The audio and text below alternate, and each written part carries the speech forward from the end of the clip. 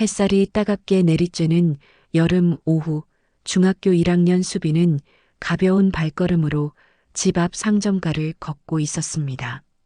손에는 명절 때 받은 세뱃돈과 그동안 아껴 모은 용돈을 합쳐 5만 원이 꼬깃꼬깃하게 접혀 있었죠. 벌써 몇 달 전부터 사고 싶어 했던 이어폰을 드디어 살 수 있다는 생각에 마음이 들떠 있었어요. 오늘은 꼭 사야지. 수빈은 혼자 중얼거리며 상점가 입구로 향했습니다. 평소보다 더운 날씨 때문인지 거리에는 사람들이 많지 않았어요. 그늘진 곳을 찾아 걷던 수빈의 시선이 한 모퉁이에서 멈춰섰습니다. 70대로 보이는 할머니가 복숭아 2바구니를 앞에 놓고 앉아 계셨거든요. 정옥 할머니는 낡은 파라솔 하나에 의지한 채 이마에 맺힌 땀을 손수건으로 닦고 계셨습니다. 뜨거운 아스팔트 위에 놓인 돗자리 위로 빨갛게 익은 복숭아들이 햇빛에 반짝이고 있었죠. 할머니의 얼굴에는 지친 기색이 역력했지만 지나가는 사람들에게 복숭아 사세요, 달고 맛있어요라고 작은 목소리로 말씀하고 계셨어요. 수빈은 발걸음을 늦추며 할머니를 바라봤습니다. 할머니 옆에는 물 한 모금 마실 것도 보이지 않았어요. 그저 두 손으로 무릎을 짚고 앉아 계신 모습이 안쓰러워 보였죠. 이어폰을 사러 가야 한다는 생각이 머릿속에 맴돌았지만 수빈의 발은 자꾸만 할머니 쪽으로 향하고 있었습니다. 할머니 많이 더우시죠? 수빈이 조심스럽게 물었어요. 할머니는 고개를 들어 수빈을 바라보며 괜찮다, 괜찮아라고 손을 흔드셨지만 그 모습이 더욱 애처로워 보였습니다. 수빈은 잠시 망설이다가 손에 쥐고 있던 5만 원을 꺼냈어요. 할머니, 남은 복숭아 제가 다 살게요. 얼른 집에 가서 쉬세요. 할머니는 깜짝 놀라며 아이고, 이걸 어쩌나. 아직 어린데 무슨 돈이 있다고라고 말씀하셨습니다. 하지만 수빈은 웃으며 괜찮아요. 저도 할머니가 계세요라고 대답했어요. 그 순간 할머니의 눈가에 살며시 눈물이 맺혔습니다. 떨리는 손으로 복숭아를 봉지에 담으시며 아이고, 이런 착한 애가 다 있네라고 중얼거리셨습니다. 수빈은 할머니가 무거운 바구니를 들어 올리려는 모습을 보고 재빨리 달려가서 도왔어요. 제가 들어드릴게요라고 말하며 한 바구니를 번쩍 들어 올렸죠. 아니야, 무거워서 안 되겠어. 할머니는 걱정스러운 표정으로 말씀하셨지만 수빈은 이미 바구니를 들고 걸음을 옮기고 있었습니다. 할머니 댁까지는 상점가에서 골목 2개를 건너야 하는 거리였어요. 평소라면 금세 갈 수 있는 거리였지만 할머니의 느린 걸음에 맞춰 걷다 보니 제법 시간이 걸렸죠. 길을 걷는 동안 할머니는 수빈에게 여러 가지 이야기를 들려주셨습니다. 우리 집 마당에서 직접 기른 복숭아란다. 농약도 안 쳤어라고 말씀하시며 복숭아 농사를 시작하게 된 이야기도 해주셨어요.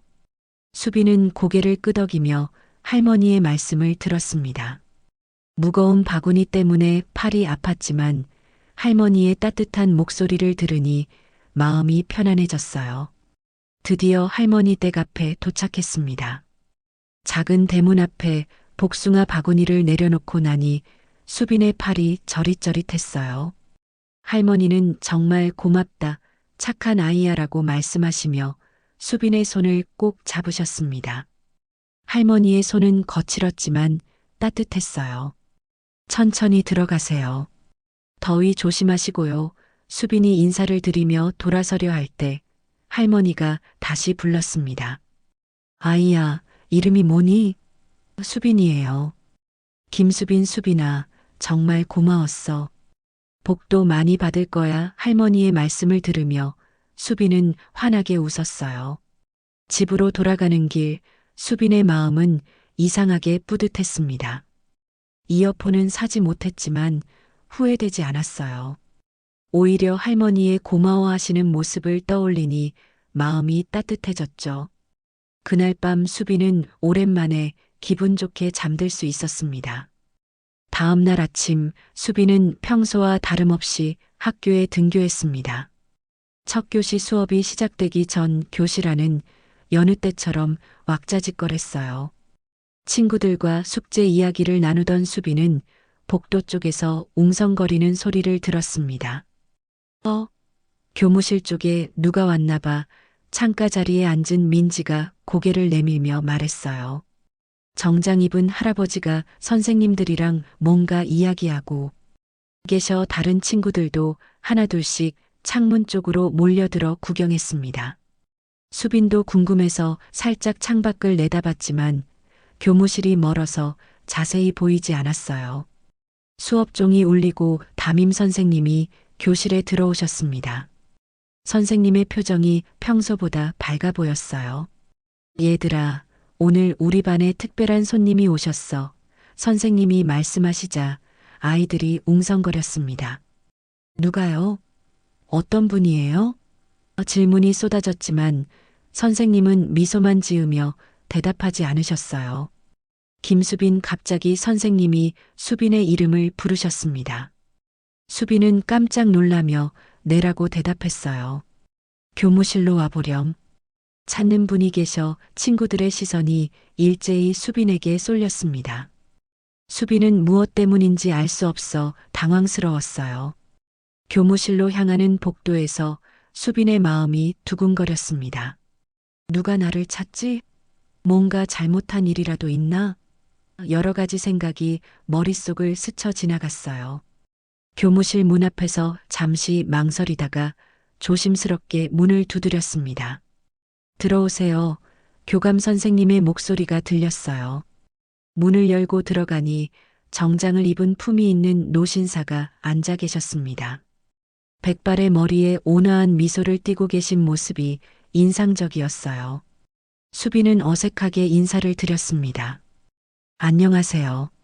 노신사는 자리에서 일어나며 수빈을 반갑게 바라봤습니다. 내가 수빈이구나. 만나서 반갑구나.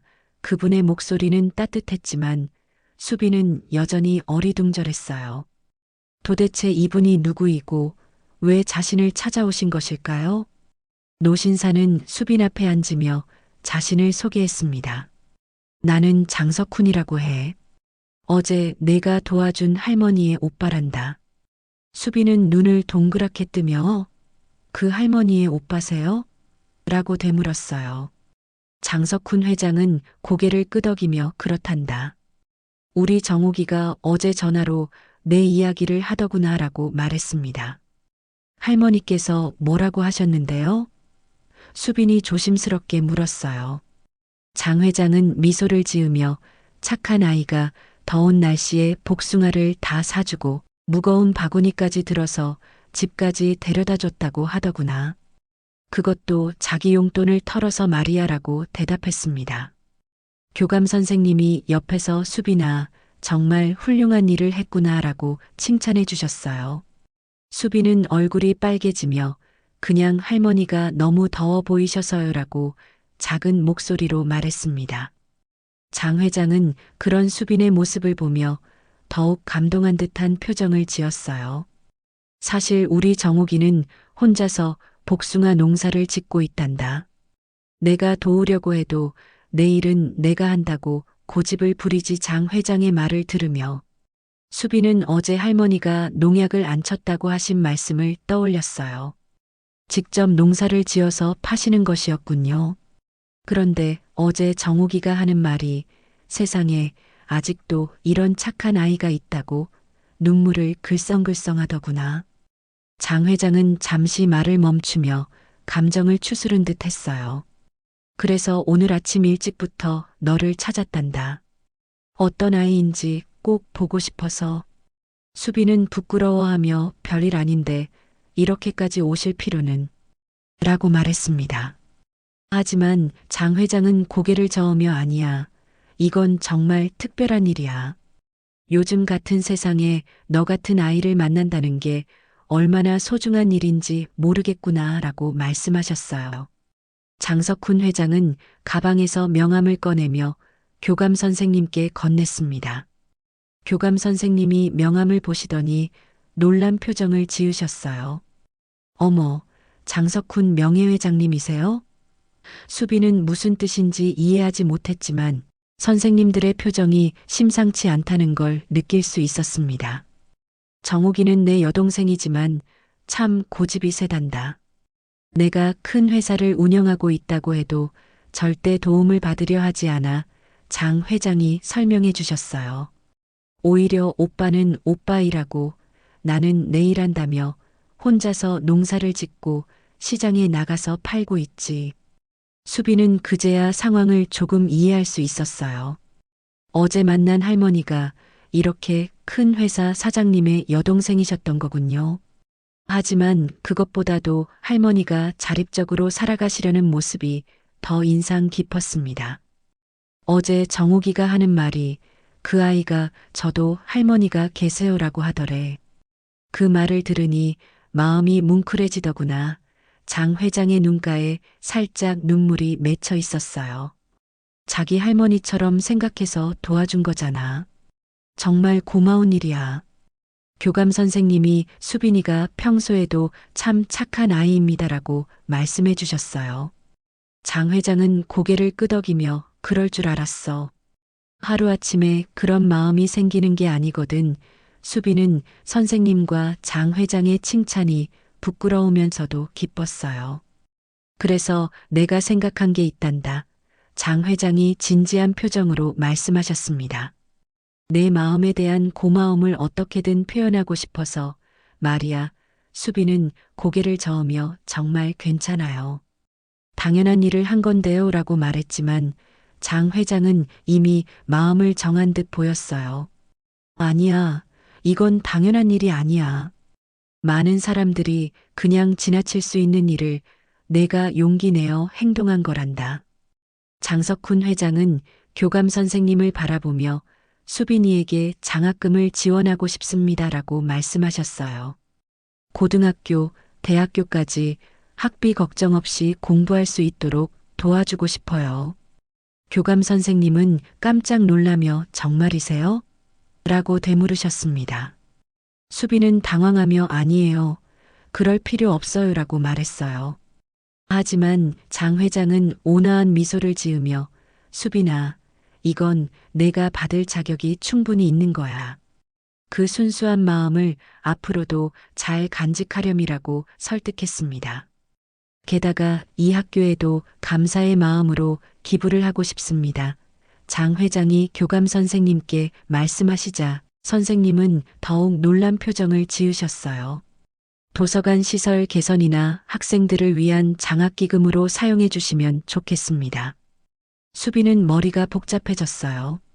단순히 할머니를 도와드린 것뿐인데 이렇게 큰 보답을 받는다는 게 부담스러웠습니다. 정말 그럴 필요 없어요.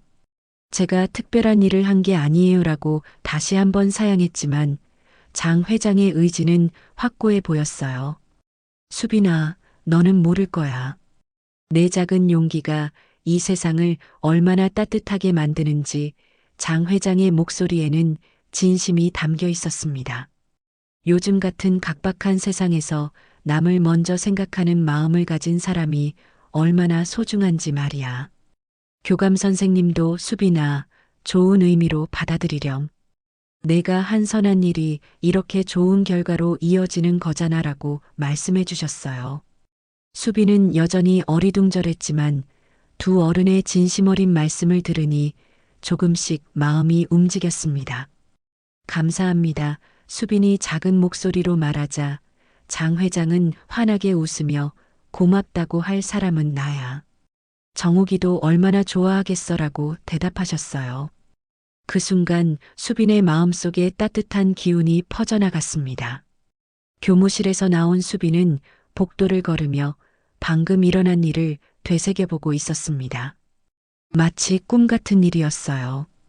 단순히 할머니를 도와드린 것뿐인데 이렇게 큰 일이 벌어질 줄은 상상도 못했죠.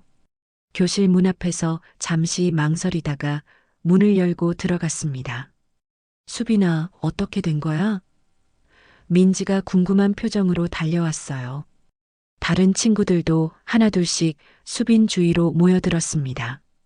누가 찾아온 거야? 무슨 일이었어? 질문이 쏟아졌지만 수빈은 어떻게 설명해야 할지 막막했어요. 그때 담임 선생님이 교실에 들어오셨습니다. 선생님의 얼굴에는 환한 미소가 번져 있었어요. 얘들아, 우리 수빈이가 정말 자랑스러운 일을 했구나. 선생님이 말씀하시자 아이들이 더욱 궁금해했습니다. 선생님은 어제 수빈이 한 일을 간단히 들려주셨어요. 더운 날씨에 복숭아를 파시던 할머니를 도와드린 이야기, 무거운 바구니를 들어서 할머니 댁까지 바래다 드린 이야기를 말이에요. 아이들은 수빈을 바라보며 감탄했습니다. 와, 수빈아 정말 멋있다. 나 같았으면 그냥 지나갔을 텐데. 친구들의 진심 어린 칭찬에 수빈은 얼굴이 빨개졌어요. 별거 아닌데라고 중얼거렸지만 마음 한편으로는 뿌듯했습니다. 담임 선생님이 박수를 치기 시작하자 교실 앞 모든 아이들이 따라서 박수를 쳤어요. 그 박수 소리는 수빈에게 전해지는 따뜻한 격려였습니다. 수빈이처럼 어려운 이웃을 도울 수 있는 마음씨를 우리 모두 가졌으면 좋겠어. 선생님은 이어서 나눔과 배려의 중요성에 대해 말씀해 주셨습니다. 작은 관심과 실천이 누군가에게는 큰 힘이 될 수 있어. 수빈이가 보여준 것처럼 말이야. 아이들은 고개를 끄덕이며 선생님의 말씀을 들었어요. 그날의 박수 소리는 오랫동안 수빈의 기억 속에 남게 될 것 같았습니다. 학교가 끝나고 집으로 돌아가는 길, 수빈은 어제와 같은 상점가를 지나고 있었습니다. 어제 정옥 할머니가 앉아 계시던 자리를 바라보니 감회가 새로웠어요. 불과 이틀 전만 해도 평범한 일상이었는데 지금은 모든 것이 달라져 있었죠. 상점가 끝자락에 있는 이어폰 가게 앞에서 수빈은 발걸음을 멈췄습니다. 유리창에 비친 자신의 모습을 바라보며 생각에 잠겼어요. 며칠 전까지만 해도 이 이어폰을 사는 게 가장 중요한 일이었는데 지금은 그보다 더 소중한 것을 얻은 기분이었습니다. 다음에 또 그런 상황이 온다면? 수빈은 스스로에게 물어봤어요. 망설임 없이 대답이 나왔습니다. 또 그렇게 할 거야. 어제의 선택이 옳았다는 확신이 들었거든요. 비록 이어폰은 사지 못했지만 그 대신 훨씬 값진 경험을 했으니까요. 집 앞에 도착해서 현관문을 열며 수빈은 미소를 지었습니다. 오늘 하루 동안 일어난 일들이 꿈만 같았어요. 장석훈 회장님의 감사 인사, 친구들의 박수, 선생님의 칭찬까지. 하지만 그 모든 것보다 가장 기억에 남는 건 어제 정옥 할머니가 고맙다, 착한 아이야라고 하시며 눈시울을 붉히셨던 모습이었습니다. 저녁 식사를 하며 부모님께 오늘 있었던 일을 이야기했어요. 부모님은 수빈의 행동을 자랑스러워하시며 우리 딸이 이렇게 훌륭하게 자랐구나라고 말씀해 주셨습니다. 가족들의 따뜻한 관심 속에서 수빈은 더욱 뿌듯함을 느꼈어요. 그날 밤 잠자리에 들며 수빈은 창밖을 바라봤습니다. 별이 유난히 밝게 빛나고 있었어요. 작은 친절이 이렇게 큰 변화를 만들 수 있구나 하는 생각이 들었습니다. 어제의 작은 용기가 오늘의 큰 기쁨으로 돌아온 것처럼 앞으로도 누군가에게 따뜻한 마음을 나누며 살고 싶다는 다짐을 했어요. 작은 희생이 누군가의 인생을 바꿀 수 있다는 걸 깨달은 여름날이었습니다.